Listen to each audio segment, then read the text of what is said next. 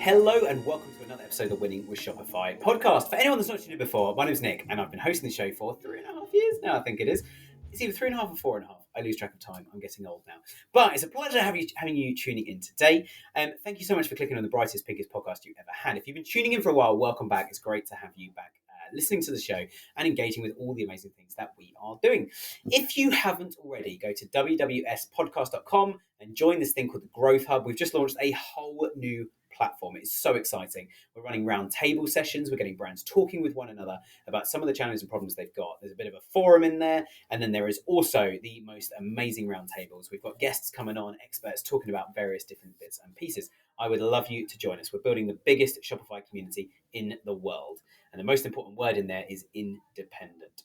So we're building an independent Shopify community. Anyway, today's show. So last week we spoke about TikTok. Today we were continuing talking about TikTok and talking to solo founders and how they're using TikTok to get millions and millions of views. My guest today, Megan, got 18.5 million views on a single TikTok video.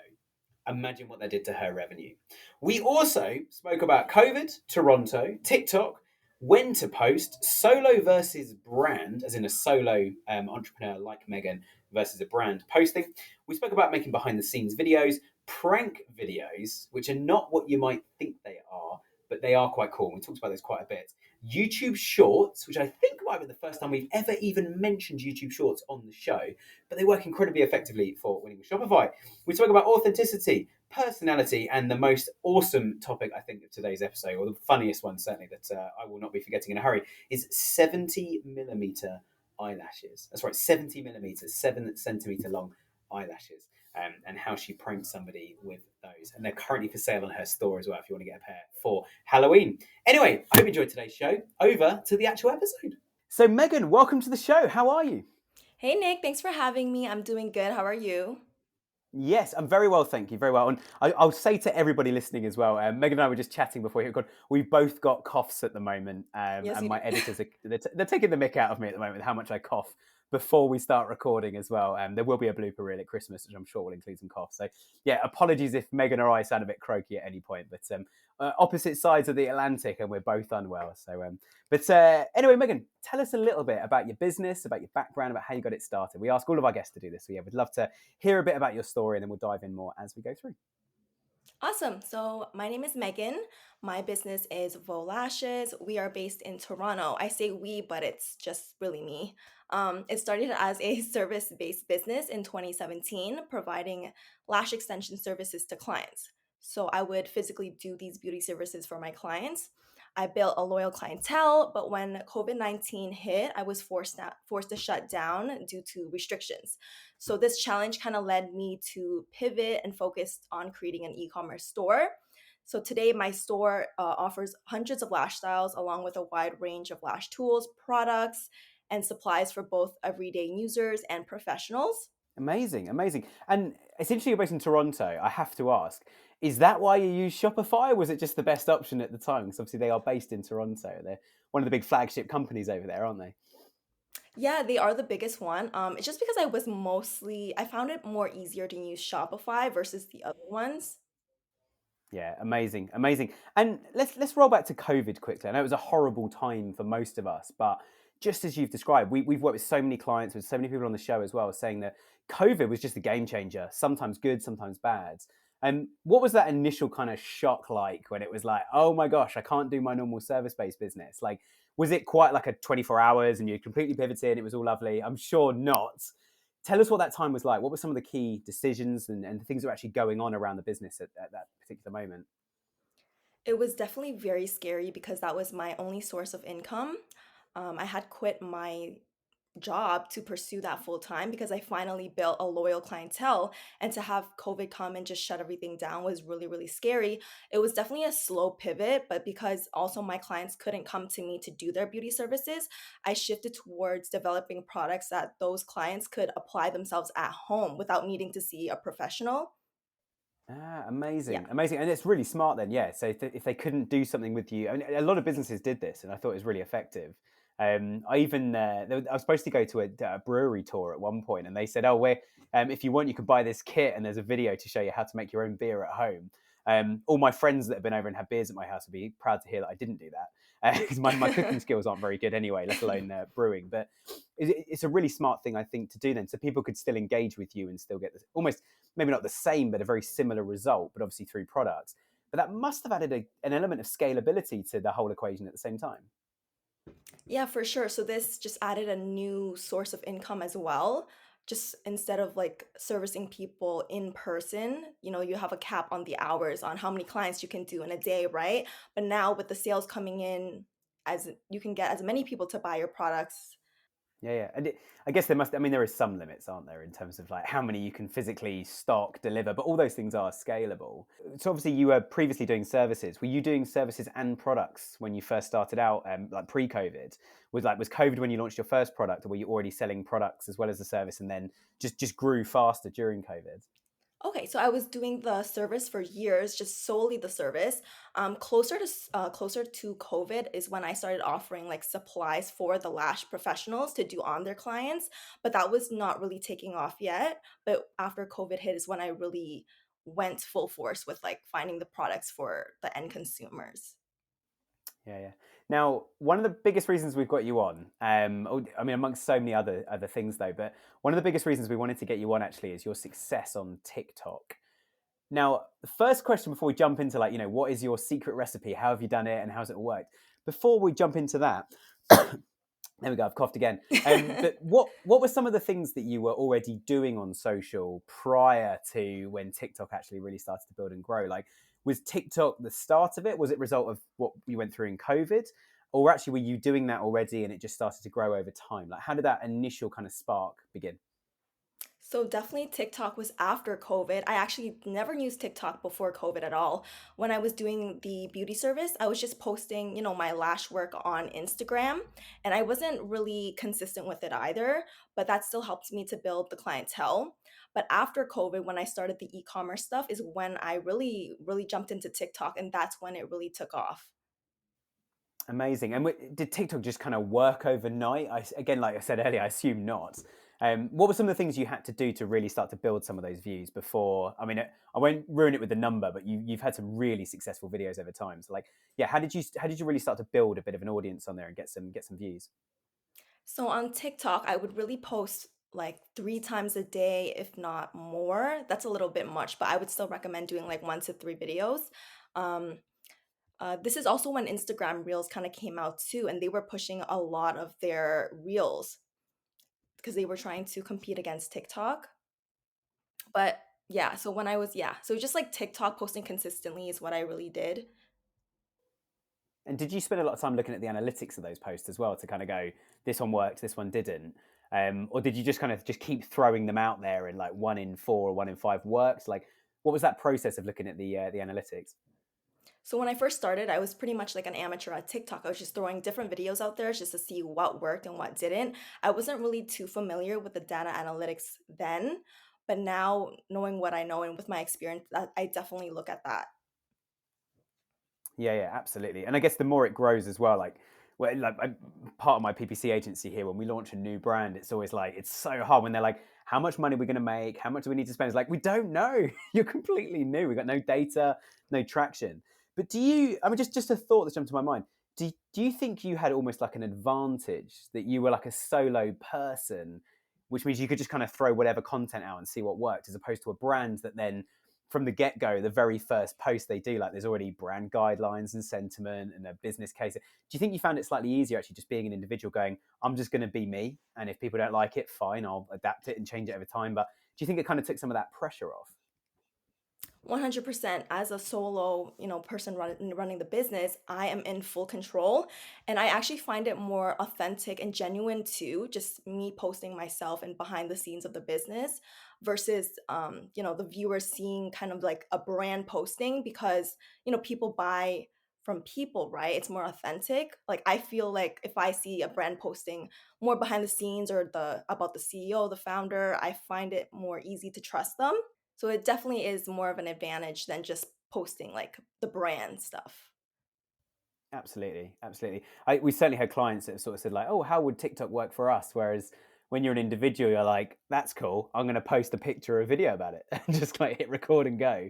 No editing, just throw it straight up. You mentioned something that our guest last week, Kim, spoke about, which was amazing, or it certainly worked amazingly for her business, and that was behind the scenes. And I completely agree with what you said about you connect more with the founder and that sort of thing. How do you film that? Like, do you kind of try to make it look very sort of like, rough cut and stuff like that, but actually there's a lot of time and energy go into it? Do you literally go, people might like this, record, and just start recording? Like, what's the process of doing, do you think, behind doing a behind the scenes successfully? It depends what I'm doing. Every day I do something different, but depending on the task, I will take out my camera and just record slowly and just stock up all these videos. And then when it comes time, sorry, when it comes time to just edit and think of a video, I will put the clips together and make it something. Okay, so you almost do like kind of just almost like keep a bit of a diary and then kind of give like here's a load of different cuts from what's been going on. Yeah, this is for more of the behind the scenes. Like if I'm packaging an order, I'll film that, and then the next day I'll film some more. But when it comes to like different kinds of video, I do have to do planning for that. Yeah, yeah, absolutely, absolutely. And obviously, as I think you saw before hit record, we do lots of planning behind this as well. Like, and I think any video content or even audio content you're putting out, um, even if it looks kind of rough cut, like some of the videos, like, hey, we just thought we'd show you guys this, and like, kind of turn the phone around, like, oh, look at all of this stuff going on in our factory or whatever. Actually, it's like, well, that took months of planning. It's a professional camera crew. This presenter's an actor we've hired to bring them in, and we've had to get the CEO back from Barbados to come and be in the video and all this sort of stuff. And I do find it fascinating though, like how much of it is kind of real, authentic, raw cut content versus kind of being super pristine. But it sounds like you've almost taken the raw content with a little bit of planning, but tried to keep it. I think, as you said earlier, that authenticity behind I am the brand, and actually I'm going to portray that. Yes, exactly. Well, let's talk about the biggest. When I say biggest, you might tell me it wasn't one of the biggest milestones. I would be incredibly proud if I had hit. Is it 18.5 million views on a single video you've done previously? As of today, yes. It's slowly built up over the time. Oh, amazing! So it wasn't like a kind of you posted it, went to sleep, woke up the next day, and was like, "Oh my gosh, I've got 18 million views." I mean, first of all, tell us what the video is of. Like, how did you come up with the idea? How did you execute, and why do you think it's been so successful? I guess are the kind of questions I'd love you to share a bit more on. So the video is me doing one of my lash clients. Also, I analyzed, I was on social media scrolling. I saw a lot of lash pranks going on. So lash clients were getting pranked by their lash technician. And it's a great way to show off, your work as well and promote your products. So I did this to my client, but I put a little twist on it. Everybody was doing like a different version of a prank. So I decided to, get these crazy lashes. They're like 70 millimeter long, put them on her after I did the service. So obviously her real set was more natural looking. Then I put the fake ones on her and then had her open her eyes and just filmed the entire review. And it was just really funny. And I found that this really went viral because it's funny and people connect when things are really funny, and it kind of evokes an emotion on people. People shared it. And yeah, but when I woke up the next day after posting it, it did do very well. It wasn't 18 million, right? But over the course of the like months, and it just kept going viral. And I think it's, and tell me if I'm wrong, it's much more your world than mine, but certainly when I look at on Instagram posts, it's rare you find anything that's more than what, like 5 days old. Like Instagram just stops surfacing that content after 5 days. It's still available if you go on someone's profile, but TikTok does seem to have a lot more longevity, doesn't it? Where actually a video, I mean, some of the podcast stuff we posted like 6 months ago, we're still getting like 50 to 100 views a day on some of them. And we've never paid to promote them or anything. So TikTok does tend to have that longevity, which in a weird way means if you, as you say, you keep posting lots and lots of content, you just need a few of them to pick up some traction, and suddenly you've got 2.5 million likes as well on your profile. So it really starts to build, doesn't it? Yeah, I agree. TikTok is just really great for that. Like sometimes a video will be going viral, it'll stop randomly for like a week, and then later if someone interacts with it again later, it'll just start resurfacing again, which is really good for like, small businesses like us who don't want to pay for advertising or who can't afford it. So it's really good. Yeah. Yeah, absolutely. And would you say at the moment TikTok is probably like the biggest and best social platform? Would you say there's any others out there? Is there any that you're posting on, watching, see if they grow? Are there any that you just won't touch anymore? Like, What are your thoughts on the kind of whole social landscape for your business?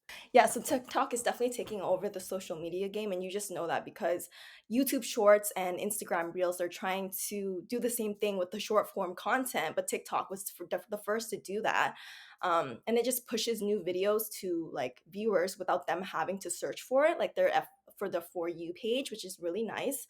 I also do use YouTube Shorts, and I found that it does pretty well as well, but you just have to be really consistent with it because if you post like one or two videos, it might not do well. But if you continue to post, you'll gain some traction. Even with the lash prank I did on TikTok, I also posted that on YouTube Shorts and it did very, very well too. And you're reaching like a new community on there. I also gained a lot of like my following from YouTube Shorts from that video, which is really nice. Um, and also with Instagram Reels, a few years ago when it was new, they were really pushing out the Reels to people. So when you posted a Reel, like you would gain a lot of following and stuff like that. But now I find that it has slowed down a lot. So TikTok, I would say, is number one. Amazing. Yeah, yeah. And I thank you so much for that answer. The reason I say that is we've never ever mentioned on the show YouTube Shorts, which I'm now slightly staggered because actually it's one of our biggest audiences on the podcast. Okay, More nice. people watch our YouTube Shorts than I think it's probably second after Instagram in terms of social content. So our reels on Instagram do incredibly well. Then YouTube Shorts, then TikTok.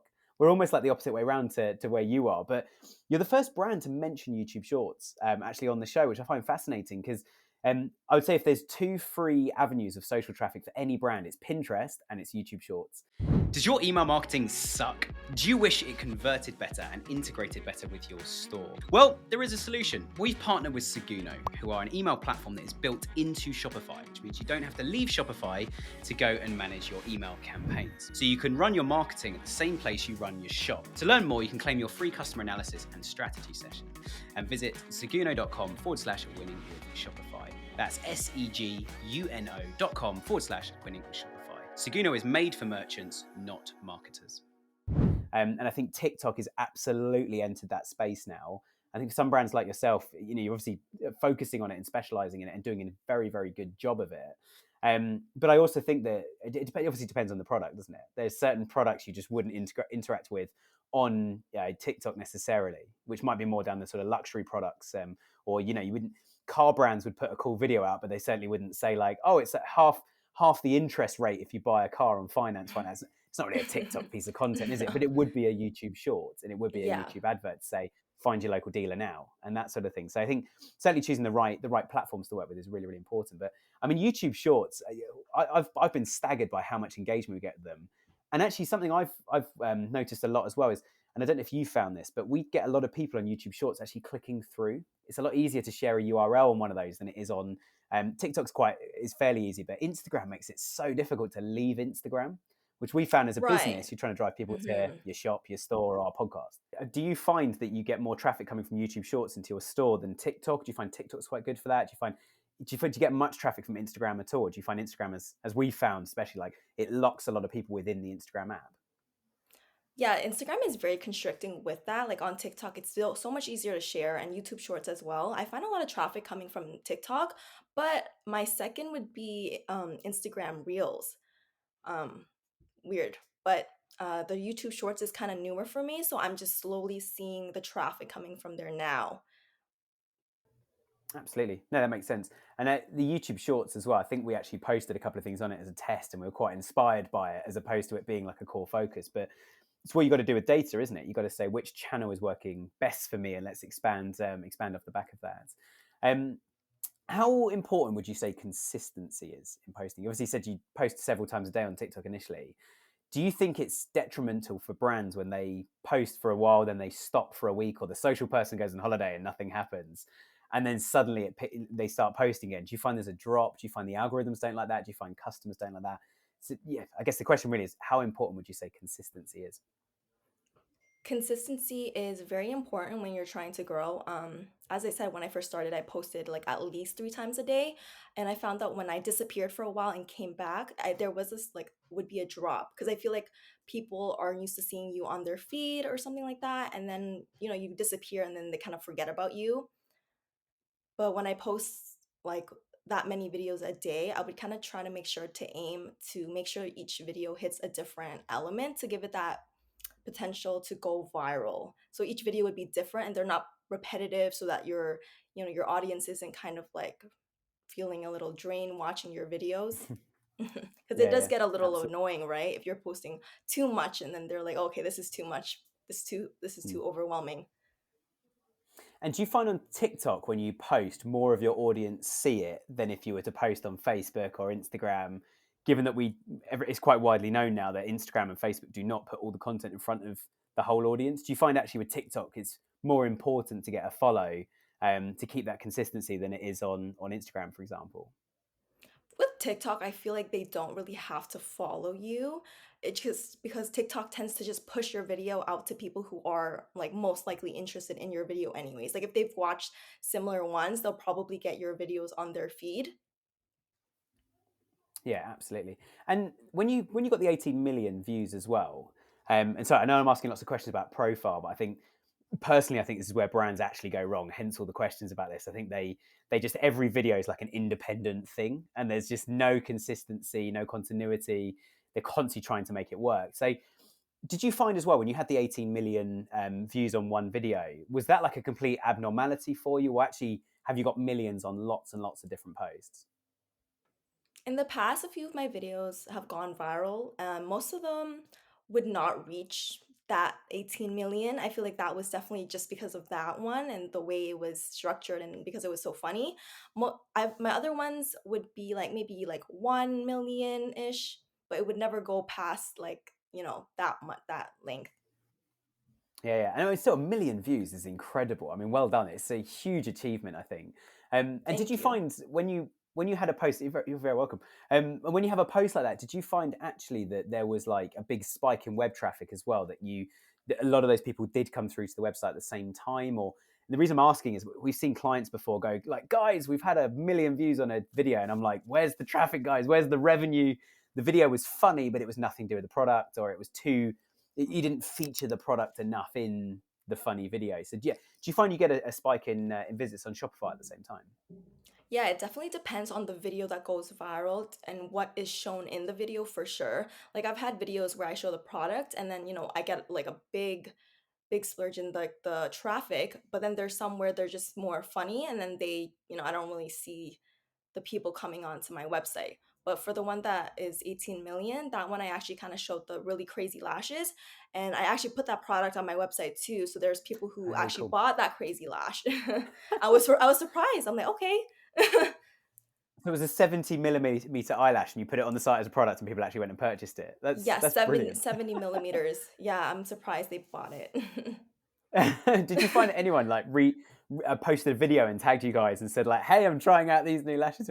Like, was it that effective, or do you think it was just people maybe going to a fancy dress party or just doing something funny with it? I honestly think it's other techs maybe wanting to prank their clients with the crazy lashes. I haven't had anyone share yet, though. I hope so one Oh, I time. see.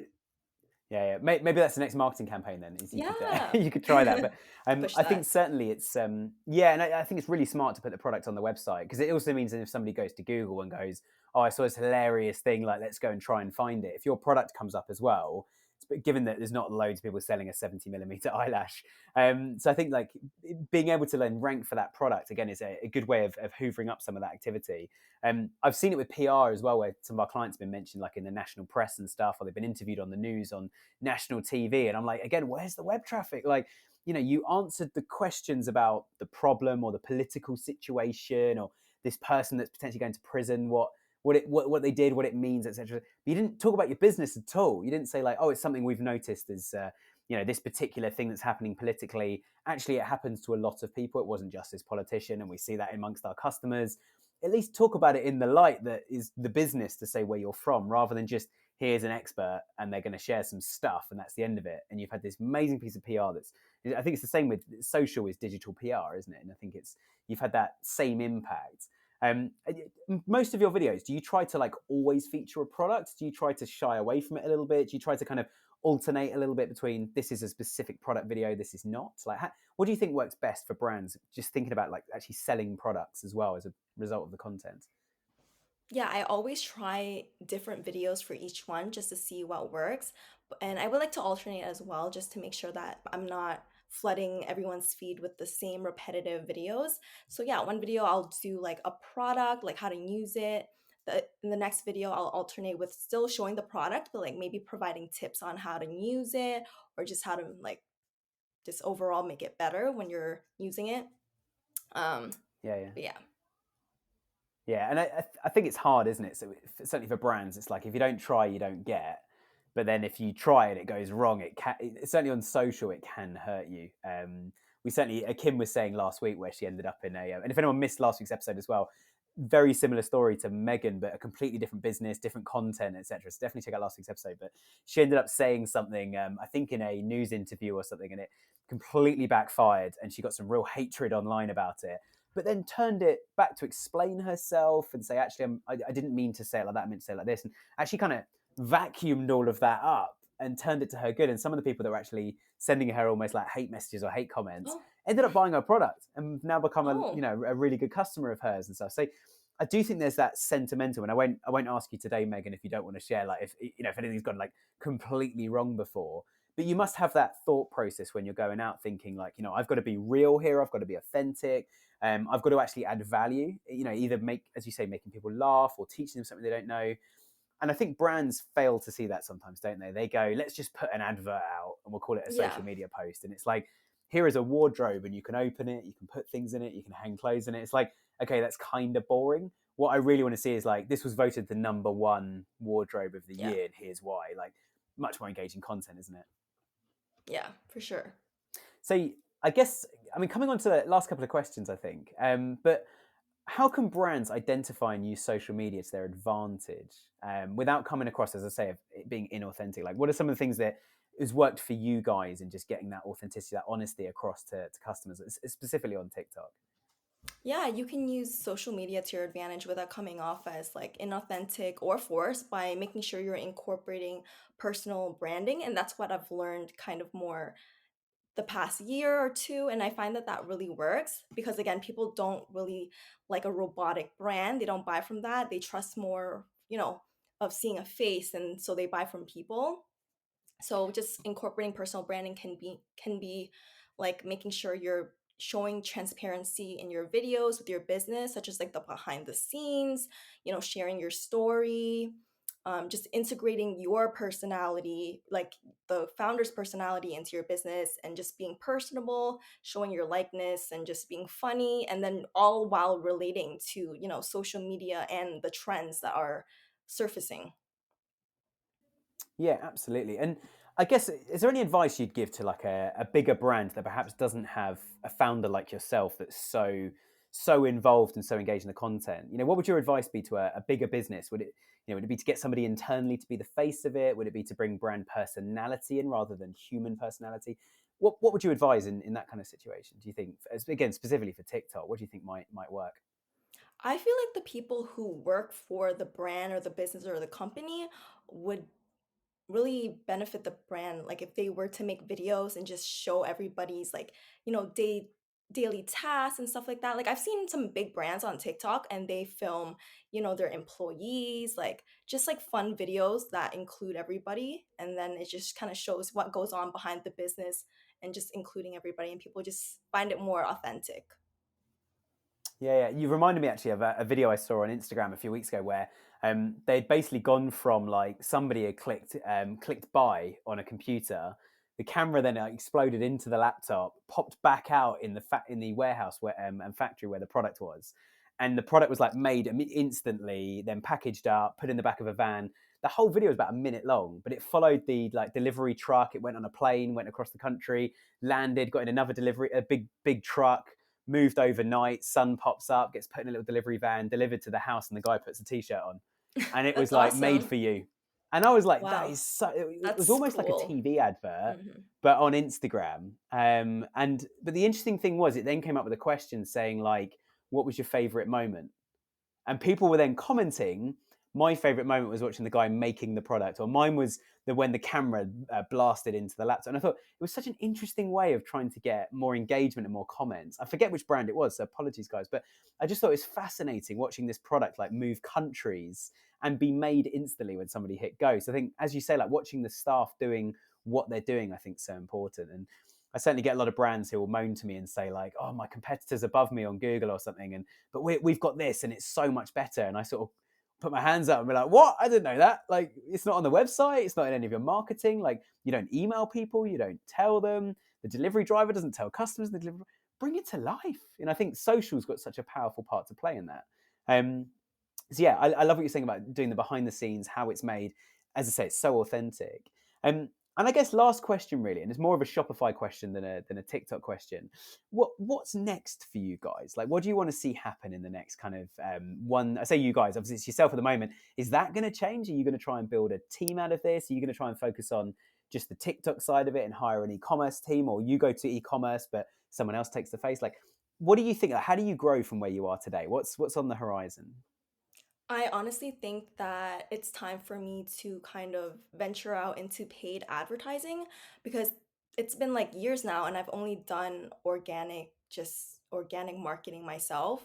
So I think that just hopping into advertising will really take my brand to the next level because there's only so much you can do with the organic, right?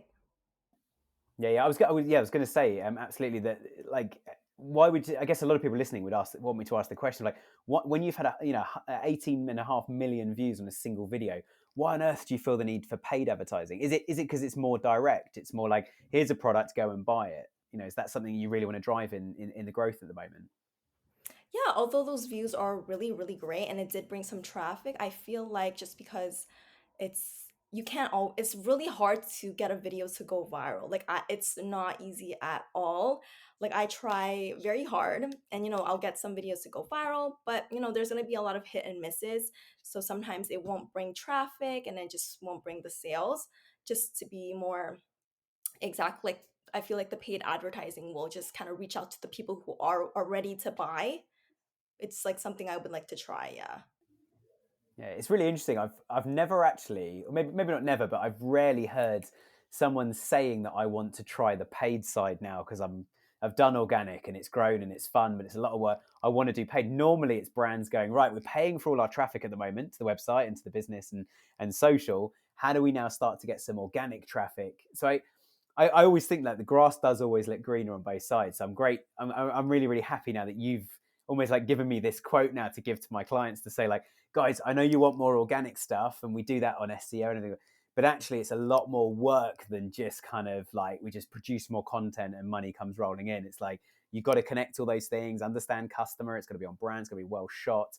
And as you said, I mean, posting 3 times a day, I think most of my clients have a heart attack if I said, right, I need 3 videos a day, guys. That's nearly 1,000 a year.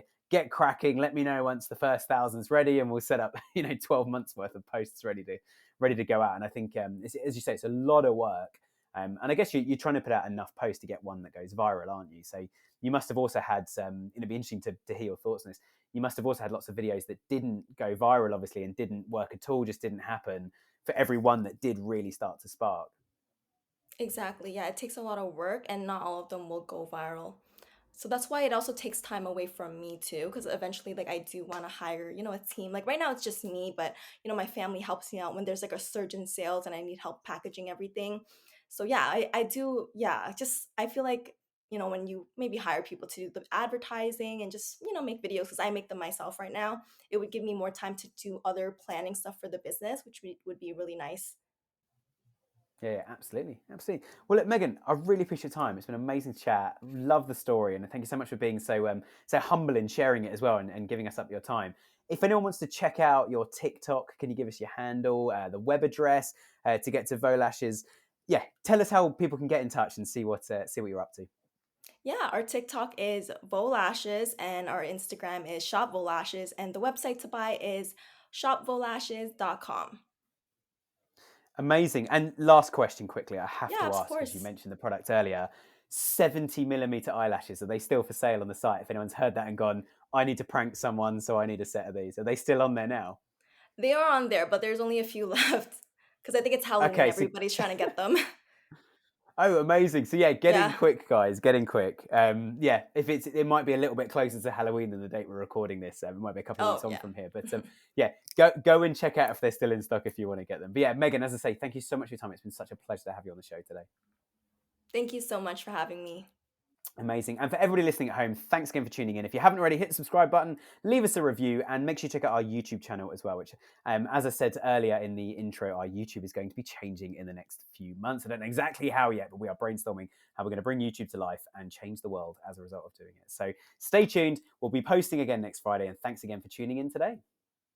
Do you want to up your influencer marketing game? Do you want to meet more influencers, have a better working relationship with influencers? You might even be struggling to talk to them in the first place or even get them to talk about your product and post to their audiences. Well, at Winning with Shopify, we have teamed up with Affluencer, which is an app you can install on Shopify, and it comes with a 30-day trial. And even in those first 30 days, you can meet a load of influencers and start promoting your product. So there's no excuse. Go and install the app, start the 30-day trial, and give it a go yourself and see how you get on.